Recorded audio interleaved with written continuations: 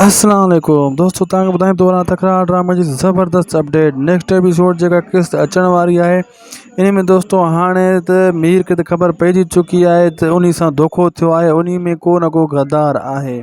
दोस्तों उनजो ख़ासि करे शक वेंदो नज़ीर ॾे बि ऐं जेको आहे बख़्शल ॾे बि। बख़्शल न शक उनजो घणो वेंदो, छाजे करे उन खे ख़बर हुई त हू वञे थो अॼु भावल जे घर।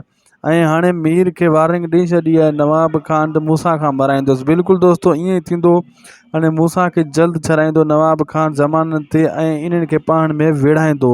ऐं सिजावल ख़ान जे घर ते बि हाणे हमिलो थियण वारो आहे। शेर अली जल्द अज जल्द हाणे तव्हां ॾिसंदो त सिजावल ख़ान खां पंहिंजो पलांद वठंदो ऐं शेर अली सिजावल ते हमिलो कंदो। हाणे दोस्तों मीर बची वियो कंहिंजे भावल जी बंदूक खां, तव्हां ॾिठो।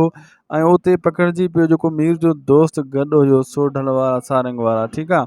उतां उहो हिकु हंधि पकड़िजी पवंदो ऐं उन खे ज़ख़्मी करे वरितो कंहिं बख़्त। हाणे मीर तो भॼी जान छॾाई, लेकिन उहे हथीका थी विया। ऐं मीर खे हाणे ख़बर आहिस्ता आहिस्ता पवंदी त बाक़ी मूंसां गद्दारनि मां थोरो ग़लति लाइन ते सिजावल त सम्झी चुको आहे मीर ग़लती कई आहे। मीर दोस्तनि खे बदिराए करे पंहिंजे पेर ते कुआड़ी हई आहे। मीर खे नवाब ख़ान जी चाल जी ख़बर बि न पई त नवाब ख़ान जी चाल में शायदि मां फासी चुको आहियां। दोस्तों हर वीडियो हर अपडेट सभ खां पहिरियां तव्हांखे उदासी टीवी ते मिलंदी आहे। तॾहिं चवां थो त महिरबानी करे उदासी टीवी यूट्यूब चैनल खे हाणे सब्सक्राइब करे छॾियो, जीअं का बि वीडियो अपडेट तव्हां खां मिस न थिए ऐं तव्हां ताईं आसानी ताईं पुॼे।